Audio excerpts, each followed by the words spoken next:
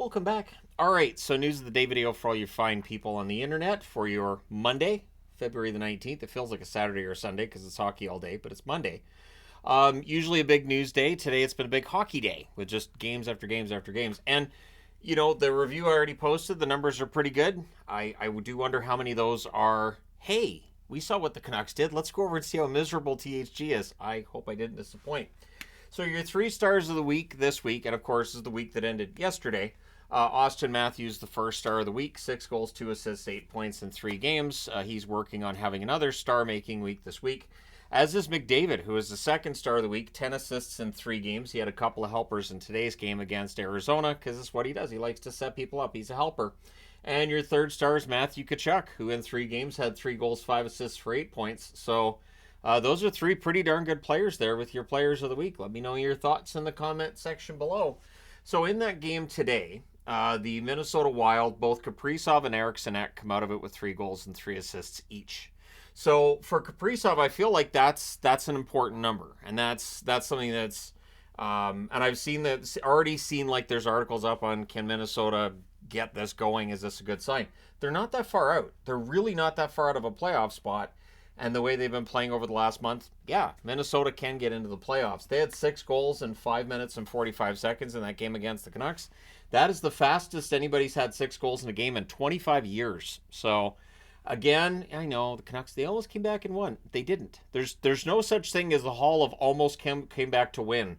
You don't, anyways, but so the Wild get their goals today, and Eriksson and Kaprizov making people who have them in fantasy quite happy today. So yeah, we'll see what Minnesota could do for an encore, if they could put a 10 spot on the next opponent, because sure, why not? We saw San Jose allow 10 goals in back-to-back games. Maybe Minnesota can score 10 goals in back-to-back games. All right, Patrick Kane reaches 800 assists today. I would absolutely do a video on Patrick Kane's career. However, it feels like 800 assists, well, that's a huge number. Kane's career, I don't know. We'll see if he sticks around into next year or not.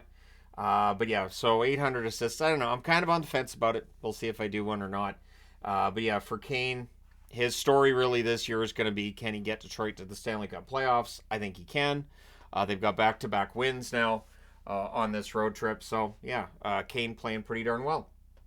So a good story from today. And Morelli's name's not on the board, but I'm going to give a shout out to Morelli again. 28 years of age and getting a goal in his first game with the Vegas Golden Knights. Good for him on that. And again, at 28 years of age, when everybody's passed you over, it's great. It's great to see a guy come up and play. And this is why when people say, oh, we can't expand, we don't have enough players for it, sure we do. There are absolutely players in the American Hockey League right now who would fit in the National Hockey League, and we wouldn't be furrowing our brows about it. But Brazeau, he signed his first NHL contract yesterday with the Boston Bruins, and he gets his first NHL goal a day after signing that contract. So that's a nice story. I figured that should go on the news board as well. I know I mentioned it in the game review that's already been posted, but I like to post things both in the review and then in the news video as well, just in case somebody missed it. So good on Brazeau. Good for him. And I thought he played relatively well for Boston. There are some players, when you see him in a Bruins jersey, you go, yeah, that works. And Brazeau's the latest example of that. Erik Karlsson, when asked about the Penguins situation, and it is dire. So I don't care what the models say. Right now, they're 9 points out of the playoffs. Yes, they have games in hand on the teams they're chasing, but they're 9 points out of the playoffs after that result today with Detroit and Seattle. So he's saying that the blame is to be shared. Also saying that, this is just the roughest he's seen this team look in a very long time.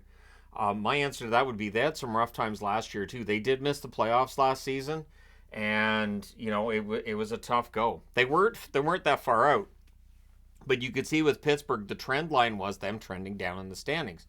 So going out and getting Karlsson was kind of that Hail Mary to try to keep yourself in the running. With your team 9 points out of the playoffs, I would be very surprised if Kyle Dubas isn't at least listening on some of the star players. If he isn't at least, and I'm not saying calling, I'm not saying shopping, just see what's out there and what people are thinking, because with Pittsburgh, if they miss the playoffs again this year, they kind of have to go into a rebuild, don't they? They kind of have to. I know who's there. I know you got Crosby, Malkin, Letang, they're on long-term contracts. But I do think if Pittsburgh misses the playoffs, and if they miss it by a lot, you kind of have to make a change. Speaking of making changes, the Leafs, the suspension forced them to make changes, and they've worked. They've won all 4 games without Morgan Rielly. And honestly, before the suspension and games without Morgan Rielly, they had a really good record too. You can read into that if you want. I think it changes the way they play, but they've won all 4 games without Rielly by a combined score of 21-7. So all they needed was that suspension, and they're saying that they're playing for Rielly and that he helped defend their identity, however it was put. But yeah, so the Leafs are doing quite well despite losing their best defenseman, and we'll see. So after this 5 game suspension and when he comes back in, is that going to change anything? Are we going to see Morgan Rielly when he comes back into the lineup? Maybe the Leafs game changes again. Maybe they'll struggle. Who knows? Or maybe they just keep rolling. Maybe this will be the best thing that's happened to them. So after the game today between Winnipeg and the Calgary Flames, predictably, Rick Bowness, the coach, not very happy and saying that the Jets didn't look like themselves against the Flames. Agreed. The interesting thing to me is that the Jets have had trouble with scoring for well over a month. Now, the defense all of a sudden doesn't show up in this game. The defense and just transition play, everything Winnipeg was really, really good at, which was just tamping down chances against and controlling the other team. The game against the Flames, we'll see if that's a one-off or if it's a sign of maybe a troubling trend for the Winnipeg Jets. But again, it is just the one game. We'll see how they respond in the next one. But for the Flames, it was a huge win too. Keeps them in the hunt. And the West is really wide open, and I think it's going to be a fun race to the finish. Let me know your thoughts in the comment section below, as always. Don't forget to hit like and subscribe in the event that you have not done so thus far. Thank you guys so much for all your support, as always. Whether you come to the channel to hear about news, whether you come to the channel to hear about the games, or just to see my misery when a team I cheer for doesn't win. But yeah, whatever the reason is, thanks for the traffic, thanks for the comments, thanks for the upvotes, or whatever kind of votes you want to do. I will talk to you again soon.